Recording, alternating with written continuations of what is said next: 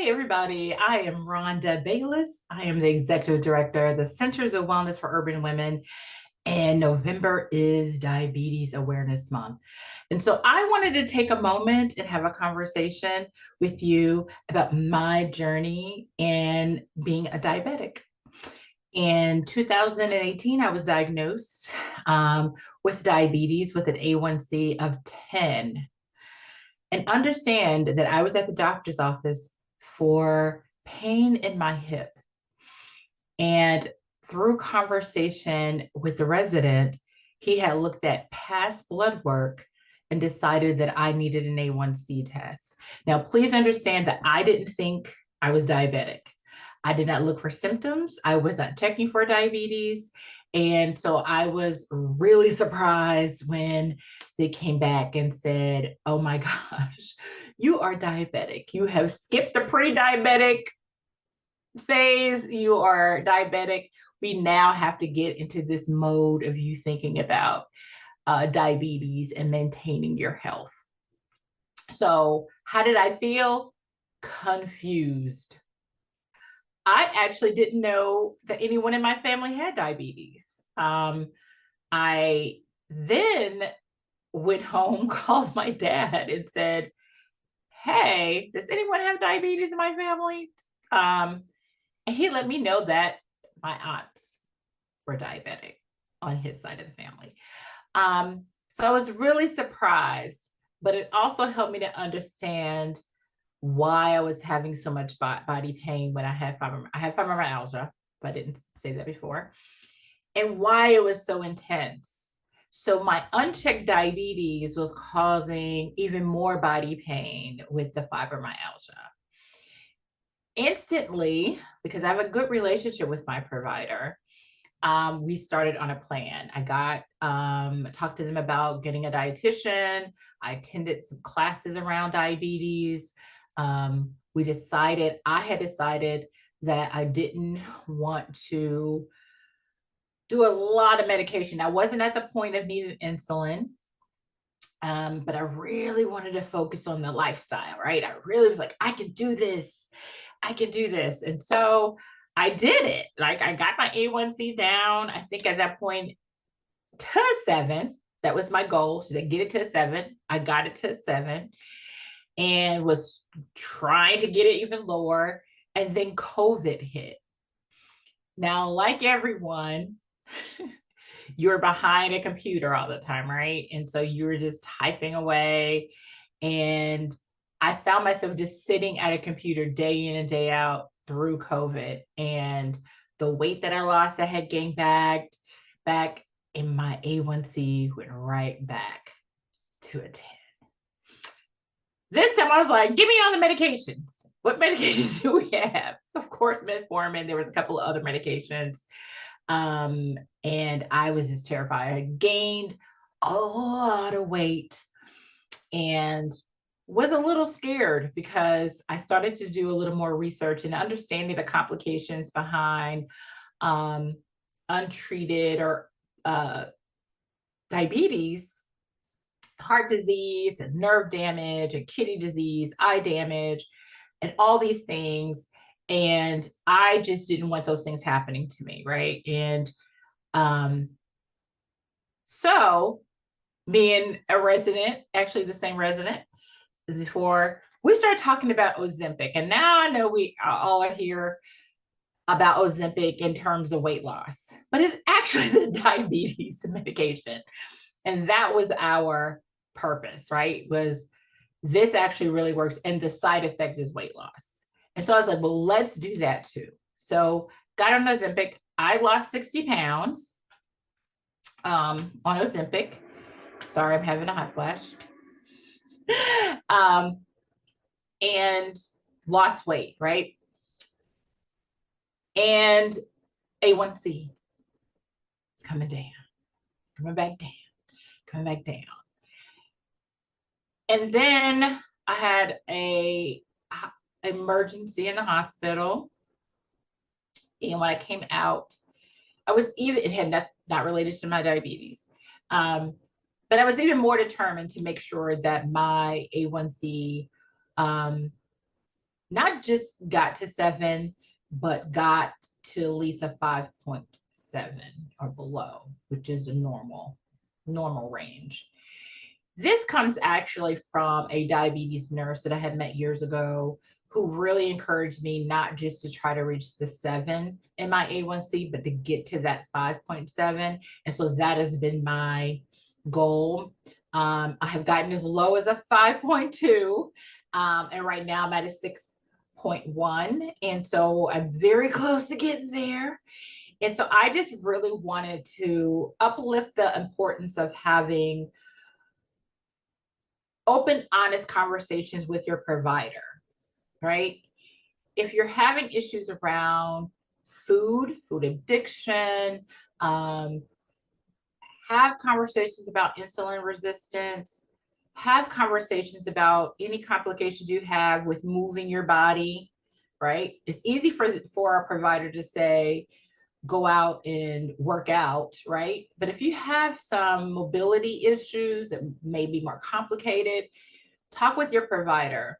If not, you can talk with us here at CWUW. We can help you with that as well. But we want you to take serious that you have a diabetes diagnosis.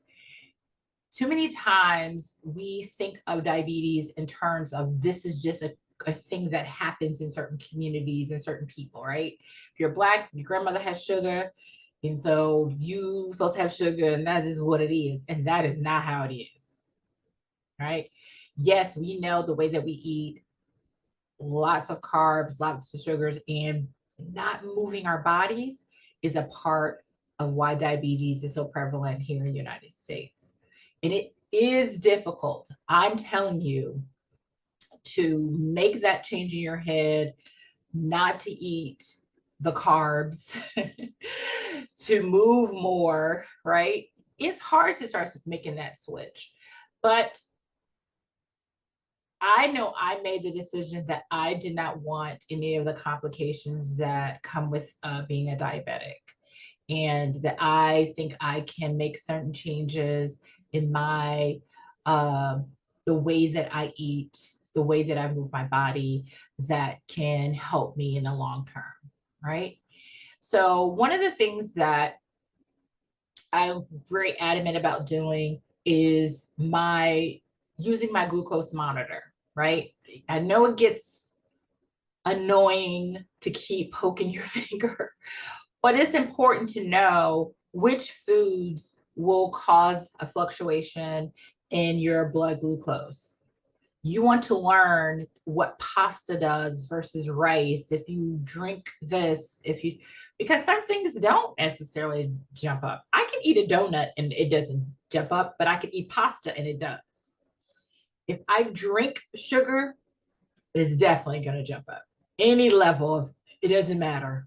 Orange juices, any fruit juices, sodas, all that instantly. So I had it, but I learned that by sticking my finger. So stick your finger. This is a part of your lifestyle change, right? You got to know what's happening. I now have a continuous glucose meter. It is very, very helpful and a little nerve-wracking sometimes when you see it going up, but it helps me to know, okay, that is doing too much to my blood sugar. I need to cut that out or eat less of it, or etc. But you have to be engaged with this. It is a part of who you are now. And you want to be here without getting your toes and your feet cut off, or having a heart attack, or having nerve damage or kidney failure, because certain things you have to look at what are in my control, right? Start with just your food. Sometimes we just can't eat the thing anymore. And Thanksgiving is horrible, and it's coming up, and I know that the yams, sweet potatoes, the candied yams, nobody makes those in a healthy way, right? It is sugar on top of sugar. all the carbs that come with mac and cheese, right? So just even with that, it's what I can eat and what I can't eat.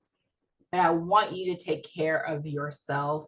I wanted to make this little video, little clip, just to know that you're not alone, and there are people out here who are going through that same thing of trying to understand their new normal. But you can get there. And like I said, for me, I made the determination by April when I see my provider again that my A1C will be at a 5.7. Like I said, I'm so close. And so I have to make changes to get there, but that's my goal. And I'm just encouraging all of you out there who are pre-diabetic and diabetic, just to start with those small changes. Take your medication. If you're on medications, take your medication as prescribed. Have open conversations with your provider. If there are community-based diabetes classes and support, go to them. Go to them. There's a wealth of information and various programs, right? Here at CWUW, we can help you with self-monitoring. We have some kits that you can take home, and you can test your A1C every 3 months, so you kind of have some range or gauge of where you are. We also offer walks and other physical activity classes at no cost to help you move at your pace. You don't have to, you know, be the super duper fitness person.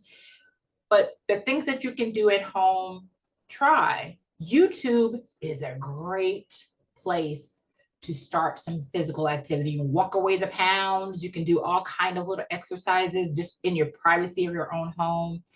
But all I'm offering up is the try. We want you to be here. Diabetes is not a thing that we supposed to be like, yeah, I got diabetes, you got mama had diabetes, and that's just how it is. That is not how it is. We have to take charge, okay? And so if you can get on Ozempic, it did help me. I actually take Ozempic for my diabetes. I'm at a maintenance thing with diabetes and weight loss, but it does help my diabetes out a lot. It helps to maintain. So I'm trying to get to the point where I won't even need an Ozempic, that the lifestyle thing will have kicked in. So I'm just being as transparent as possible that I've tried all kind of different ways. And like I said, for me, that has helped with weight loss, but it helps my diabetes even more. And that's how I look at it, not so much as the weight loss stuff. Talk to your provider. Get your provider to talk to insurance companies. If you feel like you need help with weight loss, and that's going to help your diabetes, get them to talk to your insurance companies and all that to help you get there. I'm here to encourage you during this Diabetes Awareness Month that it is possible to get under that 7 A1C, so you don't put your health in jeopardy. And as you age, understand you have to make tweaks in how you eat and how you move. So for example, I had a hysterectomy some years ago. Last year, they had to remove an ovary. It changed my hormones, and it changed my weight. My weight started going up. And I kept going, what the heck? I'm still eating the same. My hormones changed, which means everything kind of changed. And so I went on hormone replacement therapy, and that has helped a lot. So understand, talk to your provider about the things and the changes that are happening. But I really, during this Diabetes Awareness Month, just want to encourage you all to don't be scared, but don't be passive. Take care of yourself. Know your numbers. Don't let people get into your ears about wagging the fingers at you. It is you're here. It is what it is. But if you want to be healthy, you want to improve this situation for yourself, just start taking those small steps. When they give you that glucose monitor, pay attention to what's happening, take your medications, talk to your provider, move more, okay? And want to eat better. And I'm, again, Rhonda Bayless, Executive Director of the Centers of Wellness for Urban Women, also known as CWUW. We're here. We have a Sisters Together, Move More, Eat Better program. If you want to learn more about diabetes maintenance, improvements, no A1Cs, give us a call. Look us up. I'll put all the information on the bottom here, but I just wanted to offer up a little bit of me for you. Have a good day.